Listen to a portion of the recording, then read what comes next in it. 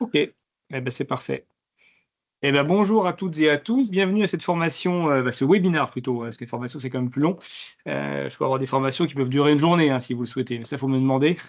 Donc ce webinaire du mois de mars, on est déjà au mars, le 20 mars, donc sur un tout nouveau sujet, donc c'est une toute nouvelle formation, ce n'est pas une redite ou une reprise, du fameux statut de bailleur privé, qui est là pour, remplacer les dispositifs qui n'existent plus depuis 1 an, le dernier étant le Pinel, comme vous le savez. L'idée, c'est de parcourir un petit peu ce régime, alors sachant que, aujourd'hui, le 20 mars, celle que je vous parle, donc la loi sur les finances a été votée, elle est passée bien évidemment depuis le mois de fin février. Il y a maintenant 15 jours en arrière, le Conseil constitutionnel a validé la loi sur les finances 2026, moyennant quelques censures de forme sur des textes ou des mesures qui n'avaient rien à faire là rien à faire dans une loi sur les finances globalement. Donc tout est passé, simplement on n'a pas encore, en tout cas à ma connaissance, de BOFIPisation, ça veut dire de détails, de décrets d'application de ce que je vais vous expliquer. Donc certains points que je vous évoquerai méritent encore des clarifications, car on n'a pas encore de décret et on n'a pas de détails du BOFIP. On a simplement le CGI, et le CGI, vous savez, très généraliste, vu qu'il reprend que la loi votée et les amendements qui ont été repris. Donc ça reste à parfaire. Donc je vous ferai sûrement, pas une formation nouvelle, mais en tout cas un mémo qui vous sera envoyé dans la newsletter mensuelle, que vous ayez plus d'informations sur les modifications qui seront apportées et les précisions surtout. Voilà. En aparté, donc l'objectif aujourd'hui, c'est de comprendre le nouveau cadre fiscal 2026 de l'immobilier, les avantages, les arbitrages éventuels que vous devrez faire en tant que CGP et les contraintes locatives qui sont associées à cette nouvelle loi, parce que vous verrez que c'est pas tout beau tout rose, il y a des règles, il y a une réglementation, il y a des contraintes, il y a des plafonds surtout.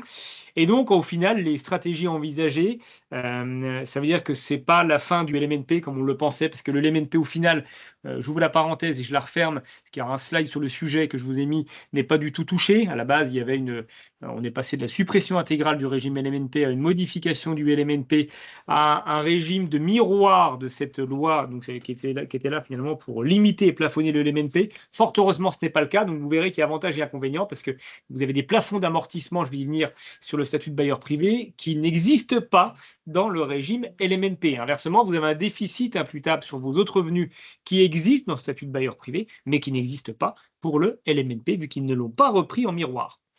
Alors, je continue. Le contexte du marché, bon, je passe vite, vous êtes tout aussi, si ce n'est pas mieux qu'avec moi. Depuis 1 an, quand je dis depuis 1 an, c'est depuis la loi des finances 2025, on n'a plus de régime défiscalisant. Alors, que je dis défiscalisant, c'est en matière de réduction d'impôts ou de crédit d'impôt spécifique, hein.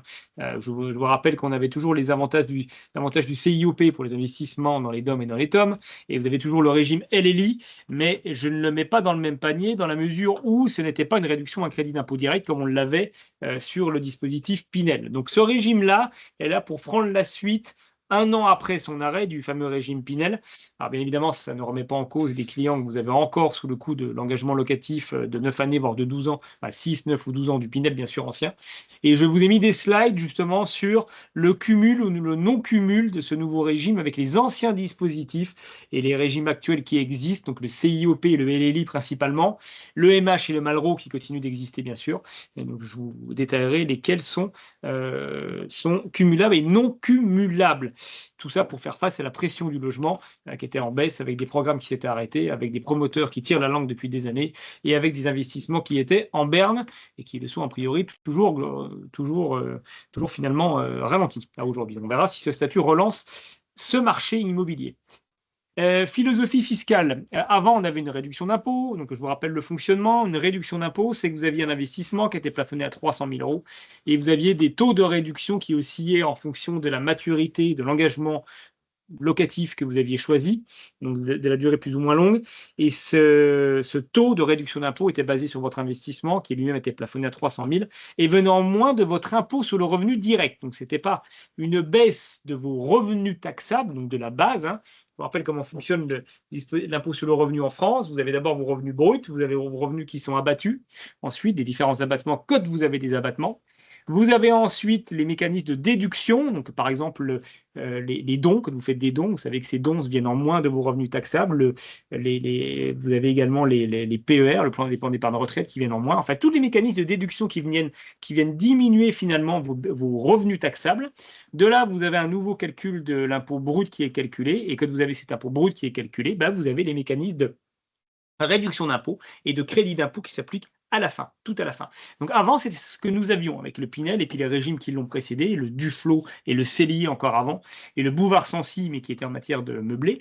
Ces mécanismes, il faut les oublier. On revient à l'ère d'avant 2008, donc avant la naissance du Cellier, qui était le premier mécanisme novateur en matière de réduction d'impôts. Et vous avez connu, pour ceux d'entre vous qui sont de cette génération ou de la mienne, les mécanismes de Borloo et de Robien, qui fonctionnaient de la même manière, donc avec un mécanisme d'amortissement, qui n'est pas sans rappeler l'amortissement du LMNP, vu qu'il fonctionne de la même manière, mis à part les règles de plafonnement et mis à part les règles de palier. J'y reviendrai un peu plus tard, quand je comparerai avec le régime LMNP, vous verrez qu'il y a quand même une différence, c'est que ça ne fonctionne pas avec un mécanisme de composants. Donc c'est un taux fixe qui s'applique sur une base, moins le terrain, parce que le terrain n'est pas amortissable. J'y reviendrai. Donc on est plus sur une logique de long terme, globalement, et un peu plus technique sur le calcul. Et bien évidemment, ça sera ma conclusion, c'est surtout fait pour des personnes à TMI élevé, donc à partir de 30%, voire 41-45, parce que mathématiquement, quand vous avez un mécanisme qui n'est pas basé sur un taux fixe, donc sur une réduction d'impôt et donc sur un montant d'investissement, et c'est basé du coup finalement sur un déficit. Ce déficit vient au moins des revenus taxables. Ça veut dire que mathématiquement, plus vous avez un TMI qui va être élevé, plus vous aurez un gain significatif.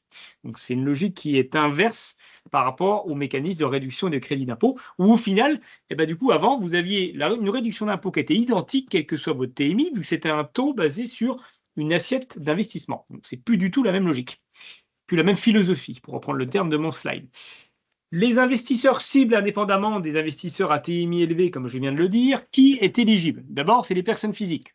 Oubliez les personnes morales, exception faite des SCI à l'IR. Vous pouvez bénéficier de ce nouveau régime si vous logez votre bien, mais d'une SCI à l'IR. L'IS étant complètement interdit, ce qui est considéré comme une personne morale dite professionnelle. Vous devez constater régulièrement que vous demandez des crédits bancaires. Généralement, les banques, vous avez une SCI à l'IR, vous prêtent à un taux des particuliers parce que c'est de l'IR. Il suffit que vous optiez à l'IS pour basculer dans les taux et dans les grilles des professionnels. Donc, autant opter à l'IS un peu plus tard et puis vous faites votre crédit à l'IR. Je ferme la parenthèse, c'est à part. En tout cas, ici, c'est personne physique uniquement et pas personne morale, donc c'est pas fait pour les holdings ou les sociétés exploitantes. Pour ceux qui ont déjà fait du Girardin à l'IS, par exemple, là, c'est éligible personne morale, là, c'est pas le cas. Donc, personne physique qui investit en direct ou personne physique qui investit via une SCI à l'IR, c'est possible. Et location nue obligatoire. Vous ne pourrez pas faire de location meublée tant que vous serez dans le cadre de ce dispositif. Par contre, en revanche, rien ne vous empêchera de le faire à l'issue de l'engagement locatif. On y viendra un peu plus tard dans les slides pour basculer en LMNP. Les biens éligibles, vous avez du neuf, vous avez de l'ancien. Si c'est dans le neuf, ça ne peut être que des biens collectifs. Quand je dis collectif, c'est par opposition à la construction de maisons individuelles. Vous devez sûrement vous rappeler qu'à l'époque du Pinel et du Cellier et du Duflo, vous pouviez construire votre propre maison, et encore ça dépendait des années, et avoir cette réduction d'impôt qui était basée sur votre propre construction individuelle. Là, c'est uniquement du collectif. Donc en clair, c'est un appartement que vous achetez dans un complexe neuf ou en VFA, donc en cours de construction. Et vous n'avez pas d'obligation évidemment de travaux vu que c'est du neuf, et vous avez par contre une obligation de normes énergétiques élevées dans les programmes dont vous faites l'acquisition. Encore une fois, ce point-là n'est pas encore tranché sur le détail des lettres de l'éligibilité du DPE, vous savez, les lettres A, B, C, D, E, F, G. On imagine bien que ça sera dans les premières lettres, dans les catégories A, B, C, mais ce n'est pas encore tranché tant qu'on n'a pas le décret. Si vous investissez dans l'ancien, en revanche, vous pouvez investir dans l'ancien. Donc là, il n'y a pas d'obligation d'investir dans du collectif, ça peut être de l'individuel, donc une maison que vous réhabilitez, mais vous devrez avoir à minima 30% de travaux sur la valeur de votre acquisition. Ça veut dire que si vous avez une enveloppe de 100 000 euros d'investissement, vous devrez avoir 70 000 euros pour le foncier et 30 000 euros, dans mon exemple, pour les travaux qui devront être obligatoirement en rénovation énergétique. Et j'ai écrit un slide spécifique et vous allez le voir, gagner 2 lettres à minima pour être éligible si vous achetez dans l'ancien et que vous faites ces 30% de travaux. Donc les conditions sont bien cumulatives, c'est bien dans l'ancien et 30% de travaux, et que ces 30% de travaux vous font gagner 2 lettres du fameux diagnostic de performance énergétique. Donc vous êtes tous au fait depuis quelques années, parce que le déficit, vous savez, majoré à 21 400 euros, correspond finalement à ces travaux de performance énergétique. C'est les mêmes règles qui sont reprises. Les fameuses règles de DPE, donc à aujourd'hui où je vous parle, on n'a pas encore de classification claire et précise. Tout ce que je peux vous dire, c'est que vous devez gagner 2 lettres. Ça veut dire que vous devez évoluer de 2 classes. Ça veut dire que si vous êtes en F au point de départ, vous devez passer en D. Si vous êtes en E au point de départ avant vos travaux, vous devez passer en C. Ce qui va nécessiter évidemment d'avoir l'intervention d'un diagnostiqueur avant les travaux et un diagnostiqueur avec un rapport formel après les travaux, parce que ça fera l'objet évidemment de nombreux contrôles fiscaux et de contentieux à venir si vous n'avez pas respecté ces 2 règles. Le seul point qui fait encore débat aujourd'hui, c'est le point de départ de la lettre initiale. Ce que je vous écris dans mon slide, et ce n'est pas une valeur absolue à prendre pour argent comptant, c'est de commencer à minima par une lettre C, des minimums, pardon, c'est conseillé, ça c'est le point de départ, et évoluer de lettres plus haut. Ça veut dire que si vous êtes sur un E, vous arrivez sur un C, à mon sens, il y a un risque.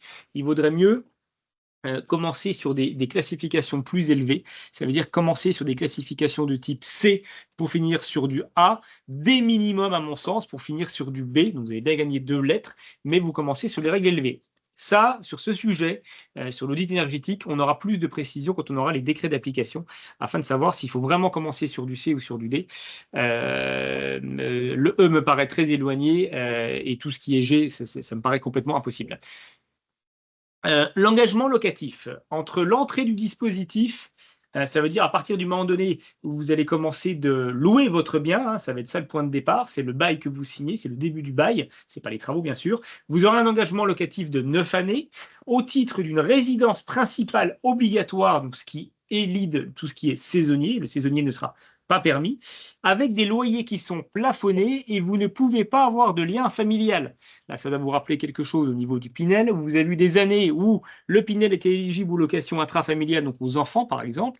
Donc, beaucoup d'investisseurs allaient acheter un bien immobilier dans la ville où les enfants faisaient les études plutôt que de louer. C'était plutôt intéressant car c'était possible.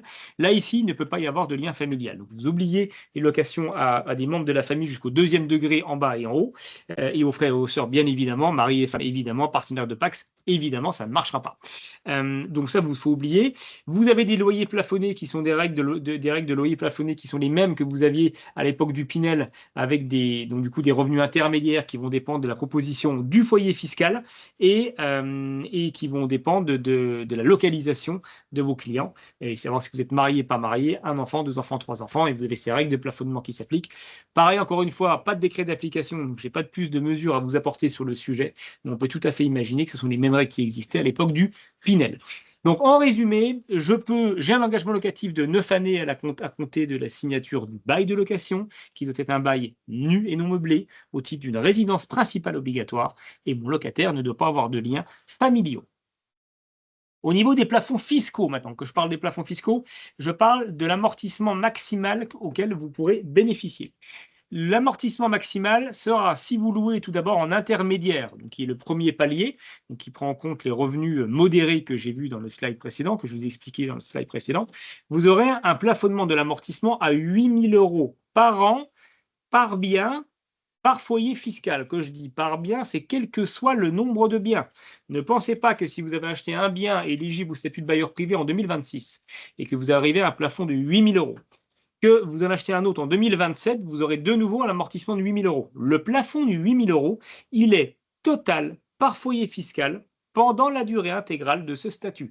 Donc, ce qui veut dire que globalement, alors je vais y venir un peu plus tard parce que vous verrez comment se calcule l'amortissement, le terrain ne s'amortit jamais. Pour ceux qui font du LMNP, vous connaissez cette règle, et vous avez des règles qui dépendent de la localisation du bien, qui vont de 5% à plus de 30% suivant si le bien se trouve en région, s'il se trouve en première couronne parisienne ou dans des villes dans des villes françaises avec plus de 4 000 € le mètre carré, ou dans Paris intramuros.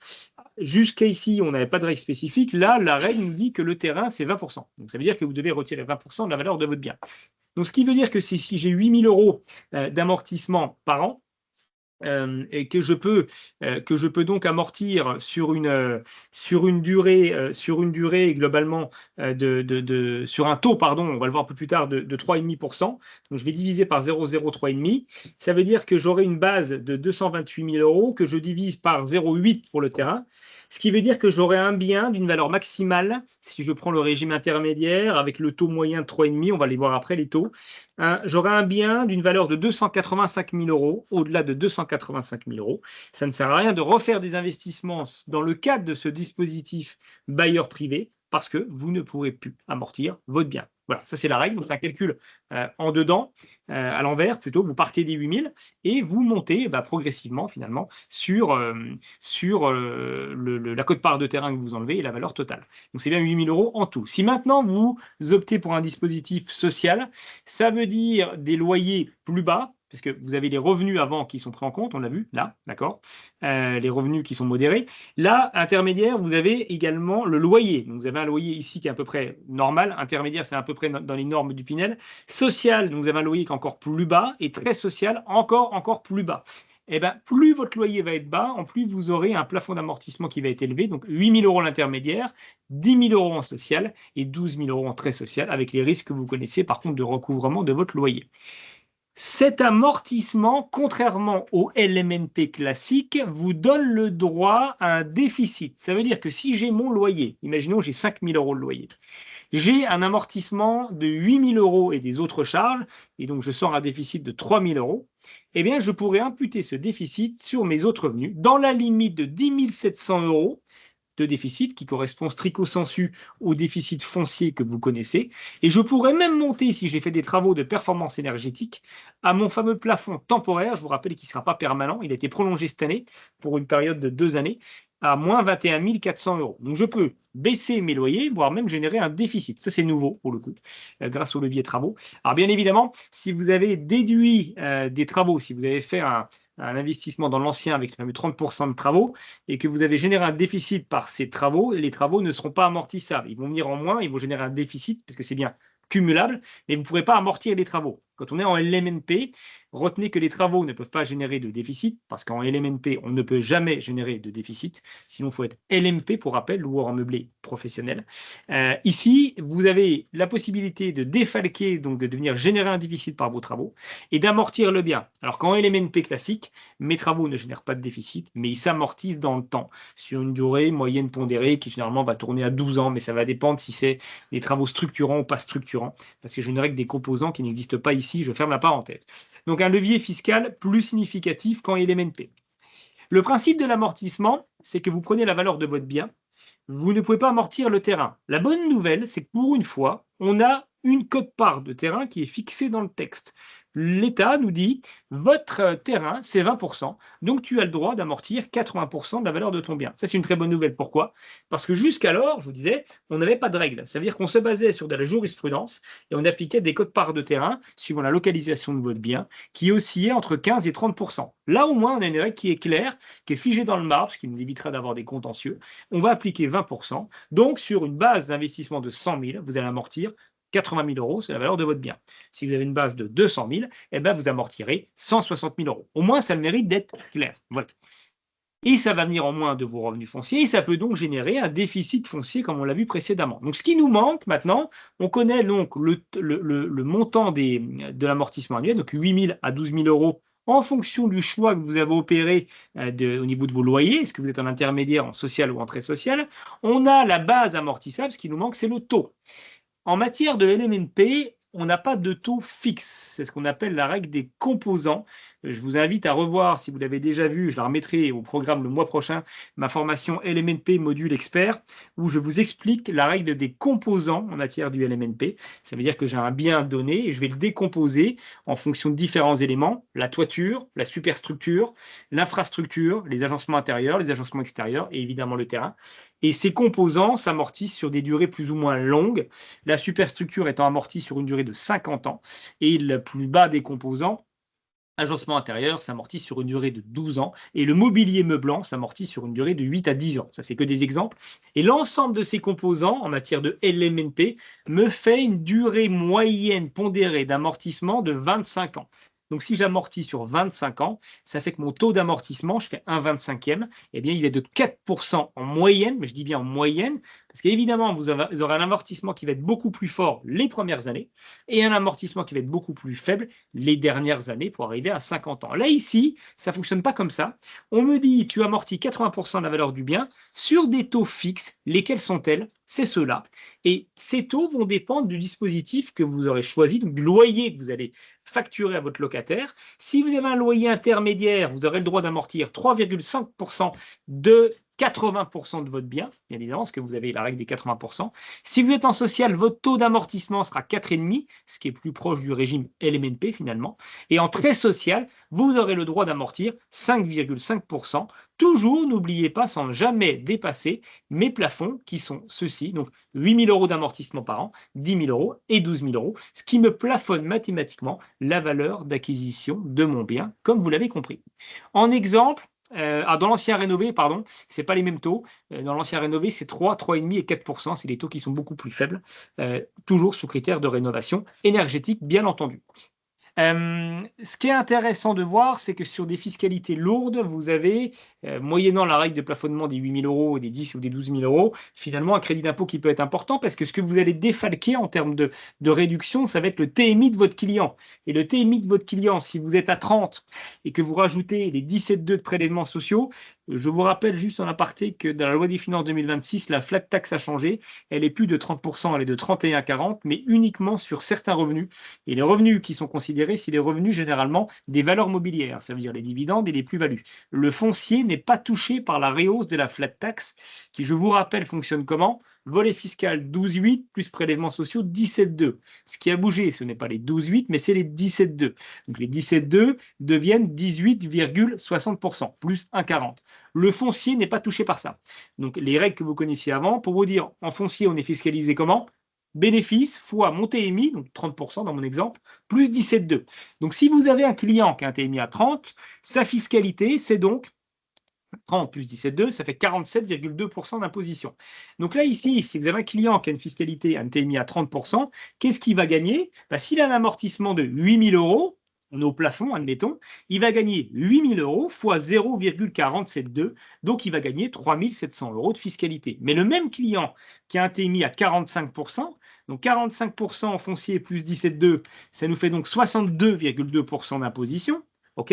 Et donc ça, c'est son taux facial. Vous appliquez ça à 8 000 € d'amortissement, OK? Et bien donc, il va gagner, lui, la bagatelle de 4 900 € de fiscalité. C'est ce que je vous disais au début, c'est que plus votre taux d'imposition va être élevé, en plus votre gain va être significatif.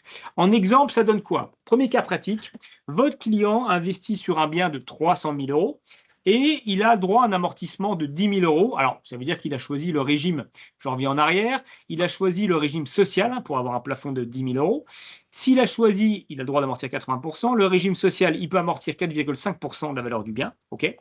Et imaginons, il a un résultat fiscal de 0. Ça veut dire que son loyer moins ses charges, taxe foncière que vous connaissez, charges de copropriété et l'amortissement font qu'il a un résultat de 0. Donc, il ne va pas défiscaliser, il va simplement abattre du loyer, ce qui est finalement la même règle que vous connaissez en matière de LMNP. Donc, je vais juste neutraliser mes loyers, ce qui est déjà pas mal, vous me direz, mais je ne vais pas défiscaliser pour venir abattre mes autres revenus catégoriels. Ça va me donner un gain d'environ 4 700 € si j'ai un TMI à 30. Pourquoi 4 700 €? 30 plus 17,2, donc 47% d'imposition. Si j'ai un amortissement de 10 000, vu que je suis en social, ça me fait donc 47,2% sur 10 000. Donc, j'aurai donc un gain de 4 700 € d'imposition. Si maintenant j'ai un TMI à 41, 41 plus 17,2, ça va donc me faire une fiscalité faciale de 58%. Donc 58% sur mes 10 000 € d'amortissement, j'ai donc un gain de 5 800 € pour mon régime bailleur privé parce que je ne défiscalise pas. Ça, c'est le principe. Cas numéro 2, maintenant imaginons mes amortissements et mes autres charges me conduisent à faire un déficit. Ça veut dire que loyer, moins charge, moins amortissement, je sors un déficit de 1 300 €. Sans LMNP, je me répète, c'est pas possible. Ça veut dire qu'on ramènerait le déficit à 0, il ne serait pas perdu, il est reportable 10 ans et il serait imputé sur mes futurs bénéfices. On est bien d'accord. Qu'est-ce qui se passe ici, vu que j'ai le droit d'imputer un déficit? Ce déficit de 1 300 € auquel j'applique sur un TMI de 30, par exemple, Et ben donc, ça va me faire 30 plus 17,2, ça va donc me faire 47,2. Ça va donc me faire un gain fiscal de 600 €. Et 41 plus 17,2, ça va me faire un gain sur mon déficit de 1 300 € de 750 €. Alors, en plus, bien évidemment, parce que vous avez compris que dans ce cas pratique que je vous ai mis ici, je vous donne le gain de la défiscalisation liée à mon déficit. Bien entendu, si j'ai investi ici, j'ai fait prix d'achat plus travaux 290 000, mes travaux, je les aurais défalqués par ailleurs et j'aurais généré un déficit qui va être à part. C'est souvent ça d'ailleurs qui aura fait mon déficit, à mon avis. Et puis mon prix, par contre, d'acquisition foncière hors travaux, eh ben, lui, va donner lieu à un amortissement. Et c'est les mêmes règles que j'ai évoquées dans le cas pratique numéro 1, c'est que cet amortissement, lui, sera basé sur la valeur d'acquisition de mon bien plus les frais de notaire. Et donc, je vais l'amortir. Donc, j'aurai toujours mon gain lié à mon amortissement. Et en plus de ça, j'aurai mon gain lié à mon déficit, bien entendu. Voilà ce que je vous montrer avec ce cas numéro 2. Au niveau des compatibilités, alors quel régime vous pouvez cumuler avec le régime du bailleur privé? Le régime LLI est cumulable. Alors, ce que je vous dis là, pareil, j'ai toujours pas de décret d'application, donc c'est lié aux amendements et le texte initial. Donc ça sera à parfaire en fonction de la bofipisation, j'aime bien ce terme, des décrets d'application. Donc le LLI est cumulable, MaPrimeRénov' est cumulable, la SCI LIR, je vous l'ai dit au tout début, enfin, sous réserve qu'il y ait un avantage fiscal d'avoir une SCI LIR, je vous rappelle qu'il n'y en a pas en fait en vrai. Le déficit foncier est bien cumulable avec ce régime, on vient de le voir parce que les travaux peuvent générer un déficit, et les aides au financement que vous avez pu percevoir de l'État seront bien cumulables avec ce régime. En revanche, ce qui n'est pas cumulable, évidemment, si vous avez un bien en Pinel, il ne va pas être cumulable avec ce régime, un bien en Deux-Normandie, un bien en Malraux, ou d'autres réductions d'hier, ancien régime, que vous auriez encore en ce moment même, vous ne pourrez pas les cumuler, vous ne pourrez pas avoir le droit et à l'amortissement et au cumul de ces anciens régimes. Globalement, dites-vous que toute réduction hier spécifique n'est pas cumulable avec un régime d'amortissement. C'est l'un ou l'autre. Ce que je ne sais pas et ne pourrais pas vous répondre à aujourd'hui, on imagine que oui, mais c'est même pas certain, c'est qu'à la fin de l'engagement locatif de 9 années, on pourrait basculer par contre sur un régime LMNP et avoir le droit d'amortir, sous réserve des décrets. Pourquoi je vous dis ça? En espérant que ça soit dans les décrets, sinon il y aura sûrement une question ministérielle qui sera posée à Bercy, c'est que si vous prenez l'exemple de mon boulevard Sancy, je vous rappelle c'était quoi? C'était l'investir dans du neuf, dans des résidences de services, EHPAD, seniors ou autres, etc. Et vous aviez le droit d'avoir une réduction d'impôt de 25% qui a fini à 11% à la fin du dispositif, très bien. Vous n'aviez jamais le droit d'amortir, même à la fin de l'engagement locatif. Ça veut dire que comme vous aviez eu le droit à la réduction d'impôt, même au terme de l'engagement de 9 années à l'époque du boulevard Sancy, vous n'avez pas le droit d'amortir votre bien. Donc, tant que je n'ai pas les décrets, je ne peux pas vraiment répondre à la question. Donc, on peut espérer à ce qu'il n'y ait pas cet effet de cumul. Sinon, ça voudrait dire quoi? Ça voudrait dire que pendant la durée des 9 années, vous avez le droit d'amortir et de générer un déficit. Mais au terme des 9 années, vous n'avez plus d'amortissement. Vous devrez rester en foncier et vous n'aurez pas le droit de basculer en LMNP, donc en BIC, et donc vous n'aurez pas le droit de continuer d'amortir, ce qui est tout à fait possible. Donc ça, je ne peux pas vous répondre à aujourd'hui. On attendra le décret. Ce qui est certain, c'est que vous avez un avantage fiscal, un seul avantage par bien, ça vous l'avez compris, avec cette règle de non-cumul. Donc si j'ai un bien qui bénéficie du Pinel, je ne peux pas avoir en plus de ça un statut de bailleur privé. Ça, c'est pas possible. Comparatif LMNP bailleur privé. Alors au niveau de la fiscalité, les deux régimes, comme vous l'avez compris, fonctionnent sous le régime de l'amortissement. Précision que je n'ai pas mis dans ce slide. D'un côté, bailleur privé, mon amortissement est basé sur une valeur constante de 80% de mon prix de revient, de mon coût de revient. Alors qu'en LMNP, eh bien, comme je n'ai pas de règle spécifique, j'ai un amortissement qui est basé entre 85% et 70% de la valeur de mon bien, parce que je vais appliquer une quote-part de terrain qui va être compris entre 15 et 30%, suivant la localisation du bien. Okay, ça, c'est la différence. Au niveau de... Autre différence, dans bailleur privé, j'ai un plafonnement de mon amortissement qui va de 8 000 à 12 000 en fonction si je choisis un loyer qui est social, intermédiaire ou très social, comme on l'a vu, enfin intermédiaire, social ou très social. En LMNP, je n'ai pas de plafonnement de mon amortissement. D'accord? Par bien et par foyer fiscal. Et je vous rappelle que la règle du plafonnement ici, c'est 8 ou 10 ou 12 000 euros. C'est par an, par foyer fiscal, quel que soit le nombre de biens et quel que soit le nombre d'années. Donc, vous aurez maximum 8 000 euros. Au-delà, eh bien, vous devrez investir dans des biens dans l'ancien ou dans du neuf si vous voulez et le basculer directement en LMNP parce que vous n'aurez plus aucun intérêt à basculer en bailleur privé vu que vous avez cette règle de plafonnement. Autre divergence, la location en bailleur privé, c'est une location nue. Et vous avez droit à l'amortissement malgré le fait que vous louez en nu. En meublé, par principe, vous louez en meublé, vous ne louez pas en nu. Au niveau des loyers, statut de bailleur privé, ils sont plafonnés, intermédiaire, social ou ultra social. En LMNP, les loyers sont libres. Libres, moyennant les règles, vous savez, de changement de locataire. Vous savez que dans la plupart des grosses villes en France, Paris, Lille, entre autres, vous ne pouvez pas avoir le loyer que vous voulez en zone tendue. C'est que vous devez avoir un loyer qui correspond aux zones de marché. Ça, c'est pas nouveau. Quand vous changez de locataire, vous ne pouvez pas augmenter le loyer comme vous le voulez non plus dans les zones tendues. Et quand vous avez un même locataire en place sur un bail, vous devez respecter les règles de l'IRL, donc l'augmentation du coût des loyers. Vous ne pouvez pas augmenter le loyer de 10% par an. Ça, vous le savez, ça n'a pas changé. C'est les mêmes règles là aujourd'hui. Mais indépendamment de ça, en meublé, je n'ai pas des règles de plafonnement de loyer, ce qui est le cas en matière de bailleur privé. À la revente, je serai en plus-value à l'IR, pareil, en attente de décret d'application. À ce jour, il n'y a pas de règle de réintégration des amortissements dans la plus-value. Alors qu'en LMNP, vous savez que depuis l'année dernière, depuis le 1er janvier 2025, lorsque je revends un bien en LMNP, les amortissements pratiqués et déduits fiscalement, pas ceux qui ont été réintégrés pour les règles que je vous évoquais avant, ça veut dire qu'on ne peut pas avoir de déficit en LMNP, donc je vais réintégrer mes amortissements, je vais les stocker de manière illimitée dans le temps, et je vais les déduire dans le temps, ceux-là ne sont pas réintégrés bien sûr. Donc du coup, en LMNP, depuis un an, je réintègre mes amortissements, alors qu'en bailleur privé, je ne réintègre pas mes amortissements. Après, je nuance cette règle de réintégration en LMNP pour la simple et bonne raison, c'est que l'abattement pour durée de détention qui continue d'exister, et d'ailleurs qui, pour information, n'a pas été modifié dans la loi sur les finances 2026, certains en parlaient, ils voulaient supprimer ces règles d'abattement pour durée de détention. Je vous rappelle qu'au bout de 22 ans, vous êtes à zéro fiscalité à l'IR, et au bout de 30 ans, vous avez zéro prélèvement sociaux, on est bien d'accord. Il voulait passer sur un régime inflationniste, ça veut dire qu'on prend en compte l'inflation uniquement. Ça n'a pas été retenu. Donc on garde les règles que vous connaissez à 22 et 30 ans. Il y en avait une qui comptait ramener tout ça à 15 ans. Malheureusement, ça n'a pas été conservé non plus. Ces règles-là d'abattement concernent le statut de bailleur privé et le régime LMNP. Ça veut dire que si vous avez un client qui a un LMNP, qui a des amortissements et qui vend au bout de 30 ans, ben même si on intègre les amortissements, comme les amortissements bénéficient de l'abattement, l'impact il est neutre parce qu'il n'y a pas de réintégration. Enfin, il y a une réintégration, mais il y a l'abattement à 100%, donc pas de fiscalité. Donc voilà les divergences. Si vous avez des arbitrages patrimoniaux à faire entre bailleurs privés et les MNP, en clair et en résumé, je vous simplifie la vie. Tant que vous n'avez pas atteint le plafond du 8 000 € d'amortissement par an, ben, faites un bien ou deux si ce n'est pas un bien de 300 000 €, parce qu'avec 300 000 €, vous aurez un seul bien et vous serez plafonné en bailleur privé, et tout le reste, vous basculez en LMNP. Voilà, en gros, schématiquement, c'est un peu ça l'optimisation, parce que cette règle de bailleur privé est très limitative.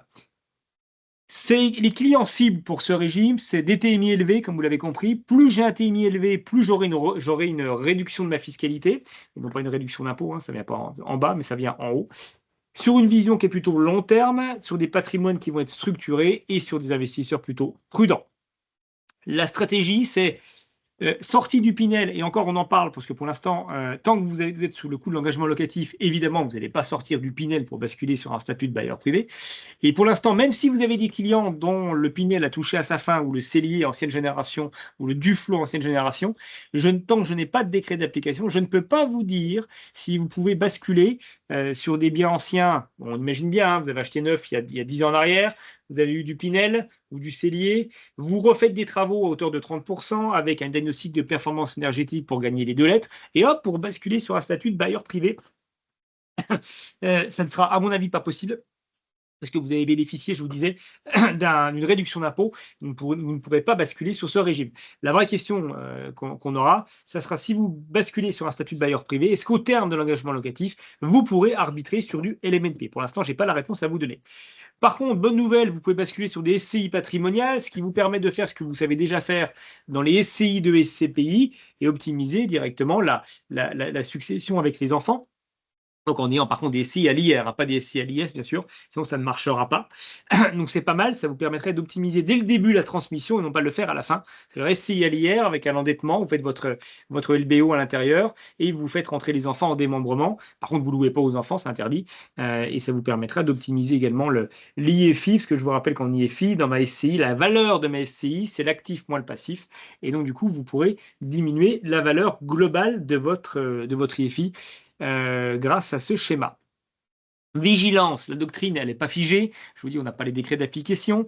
La fiscalité à la revente, elle est incertaine. Là, je vous ai annoncé qu'il n'y aurait pas de reprise d'amortissement sous réserve de décret d'application. Voilà, tant que je ne les ai pas sous les yeux, je ne peux pas vous le confirmer à 100%. On n'a pas également le texte sur le décret DPE. On sait juste que vous devez gagner 2 lettres si vous faites de l'ancien, mais on ne sait pas s'il y aura une obligation de commencer, d'avoir une lettre qui ne soit pas du G, qui ne soit pas du F, et de commencer à C à minima lorsque vous achetez pour remonter sur du B. Ça, je ne sais pas encore. Et le rendement, lui, il est encadré. Hein, pour le coup, il est encadré parce que vous avez une règle de plafonnement de l'amortissement et de plafonnement du déficit également, avec la règle des 10 700 et de 21 400. La fiscalité, elle est attractive, oui, mais elle est quand même mesurée, c'est un engagement long terme et on ne pourra pas aller sur des effets d'aubaine qu'on avait à l'époque des réductions et des crédits d'impôt, et on a des règles de plafonnement qui n'existent pas pour le LMNP. Donc le vrai arbitrage, à mon sens, à aujourd'hui, c'est que vous investissez dans le neuf, même dans l'ancien en vrai. Alors, faites vos calculs pour voir si c'est plus intéressant, suivant la situation de vos clients, de basculer directement sur un régime LMNP dans l'ancien, classique, même si c'est du neuf d'ailleurs, et sans faire les travaux de 30% si c'est de l'ancien, ou basculer sur ce régime. C'est un vrai calcul à faire. Et le calcul, c'est que plus vous aurez un TMI élevé, plus le LMNP qui est déplafonné sur l'amortissement, à mon sens, sera intéressant et au profit du statut de bailleur privé. En conclusion, c'est un nouveau levier. Je vous laisserai faire vos arbitrages, vous les ferez mieux que moi. C'est une alternative au LMNP, en tout cas sur le premier bien jusqu'à 300 000, et après ça vous obligera à basculer sur du LMNP, que ce soit dans le neuf ou dans l'ancien. Une opportunité, par contre, pour relancer des investissements immobiliers pour 2026 au moins, et d'apporter un nouveau conseil d'experts. Et ça nous fait au moins quelque chose de nouveau à raconter aux clients, parce qu'on n'avait plus grand-chose à leur dire depuis la fin des derniers dispositifs défiscalisants en 2025. Voilà, j'ai un peu dépassé mon timing de 30 minutes et j'en ai fini. Est-ce que vous avez des questions à me poser? Là, je vois juste les IA qui parlent, mais je ne vois pas de main levée. Bon, a priori, non. Je vous fais parvenir, Philippe vous fera parvenir ces slides et la visio qui a été faite. Et je vous renverrai, lorsqu'on aura tous les décrets, les précisions sur les DPE et sur les autres éléments de cumul que je n'ai pas encore lorsque je les aurai. Je vous remercie pour votre attention. Le mois prochain, je n'ai pas encore redéfini, mais je pense qu'en lien avec ce slide, je referai une formation LMNP module 2, module expert, parce que le LMNP a beaucoup bougé encore l'année dernière sur les plafonnements et en particulier sur le saisonnier. Et je vais la modifier, la formation pour les anciens. Je vois qu'il y a quelques anciens ici. Et je vous ferai un comparatif de calcul avec LMNP et statut de bailleur privé, avec une courbe d'apprentissage et d'optimisation pour voir dans quelle mesure, jusqu'à quel seuil, ce régime est intéressant, à partir de quel taux ou quel TMI ou quel montant d'investissement, je m'amuserai à faire les calculs, le statut LMNP est plus intéressant. Voilà, ça sera intéressant de revoir cette formation qui était assez ancienne, qui mérite du coup d'être mis en parallèle de ce nouveau régime de bailleur privé. Excusez-moi. Excuse-moi, Logan. Oui. Ouais, petite question. Admettons qu'un client a un immeuble. Est-ce que le plafond des 8 cas d'amortissement annuel, il se fait par bien, par lot ou En totalité. En totalité. S'il a un immeuble, en fait, en vrai, tu seras avec plafonné plusieurs à 8 biens 000 € d'amortissement, quelle que soit l'enveloppe. Donc, si ton immeuble vaut 300 000, bah, tu seras au plafond. Si ton immeuble vaut 1 million, bah, tu n'auras que 30% de ton immeuble à définir le nombre de lots que tu vas mettre dedans, parce que tu feras bien définir des lots, C'est ça. pour ne pas Est-ce que dépasser c'est tes par 300 000. lot, mais le 8K annuel est par lot? Parce que si, admettons que j'ai un immeuble avec 6 lots, est-ce que chaque lot peut avoir un amortissement de 8K Ah non, c'est annuel? en tout. C'est en Ah, tout. c'est par immeuble. Ouais, c'est en tout, exactement, c'est en tout. Ah C'est en ouais. tout par année. Donc, et l'année prochaine, tu ne pourras pas refaire 8 000 €. Si tu as atteint 8 000 € cette année, pendant 9 années, tu auras tes 8 000 €, tu seras plafonné. C'est fini. Ah, donc c'est extrêmement capé en termes Ah, d'amortissement c'est par rapport à ça. extrêmement capé, ce que je vous disais. C'est ça, je vous dis qu'en fait, l'optimisation, je m'amuserai à faire les calculs pour m'amuser déjà intellectuellement, je trouve ça intéressant. Mais globalement, à partir de 300 000 € d'investissement, c'est fini. Pendant 9 Ouais, années, c'est fini. Tu ouais. ne pourras plus utiliser ce régime. Donc, tu basculeras en LMNP. Voilà, en clair. Et on peut faire la bascule où on est obligé de rester sur les 9 ans. On peut passer du statut de ce statut-là et repasser en LMNP au bout de 1 an ou 2, ou c'est pas possible? Ah non, ça pour le coup, non. Tu seras, pour le coup, ce qui est certain, ce que je peux dire, c'est comme tu as l'engagement locatif de 9 années, tu seras obligé de faire ça pendant 9 années. Même sur de La vraie l'ancien, hein. question auquel je n'ai pas la réponse à aujourd'hui, tant qu'on n'a pas les décrets, c'est est-ce qu'au terme des 9 années, tu pourras bien rebasculer en LMNP? Tu vois? Ah, Et ok. ça, j'ai pas la réponse. Parce que ça, pour le coup, ça voudra dire que si c'est pas possible, ce qui pourrait être le cas, hein, on a eu l'exemple du boulevard Sancy à l'époque, si c'est le cas, ça veut dire que tu seras obligé de vendre ton bien. Et ça sera encore plus embêtant. Si ce n'est pas le Ouais. cas, tu vois le schéma, tu es en bailleur privé pendant 9 années, et au bout de 9 années, bon, tu attends le départ de ton locataire, bien sûr, ou tu négocies avec lui, tu équipes ton bien de mobilier meublant, parce que le bailleur privé est en location nue, et là, tu bascules en BIC, donc en LMNP. Donc c'est pas mal, parce que du coup, tu as pu avoir un petit Ouais. déficit, tu as déjà eu des Ouais. amortissements, et tu Là, bascules en on repasse LMNP. en LMNP. Si c'est Ben voilà, mais rentable. si le décret nous dit c'est pas possible, eh ben alors là, c'est pas possible. Donc ça veut dire que du coup, tu te retrouveras avec un bien en location foncière, et tu paieras plein pot. Alors, non, soit c'est intéressant sur des tout petites superficies. Je vois pas l'intérêt de le faire du coup sur des. À Ah, partir sur de des quel gros niveau? biens et sur des immeubles, comme tu me le dis, il n'y a aucun intérêt. Sur des gros Ouais. immeubles, c'est impossible. Il faudra que tu séquences ton investissement et que tu mettes, par exemple, en foncier ton bien dans le SCI LIR, et puis les quelques lots que tu vas isoler au niveau du cadastre en bailleur privé pour les isoler, en plafonnant à 300 000 euros, parce que ça va être ça, ça va être 300 000, hein, c'est le calcul que Ça, j'ai fait tout à l'heure. Tu vois, ça, 8 000 c'est- euros, 8 000 ouais. euros divisé par, je prends le taux moyen à 3,5, que je redivise par 0,8 pour le terrain, ça te fait 285 000 euros de base amortissable. C'est Oui, tout, donc un lot max. parmi. Ouais, ouais, ouais. Ok. Ok, merci beaucoup. Et ben voilà, je t'en prie. Mais oui, c'est très limitatif. Très limitatif. Je vous fais parvenir, enfin Philippe vous fait parvenir cette présentation et je vous dis au mois prochain et on s'amusera à comparer ce régime avec le LMNP. Et je vous ferai des calculs et des optimisations. Ça sera un bon lien, je pense. Un bon lien avec cette formation. Bonne journée à tous et puis bon week-end vu qu'on est déjà vendredi. Ouais. À bientôt. Merci À beaucoup. bientôt. Au revoir. Ciao, ciao.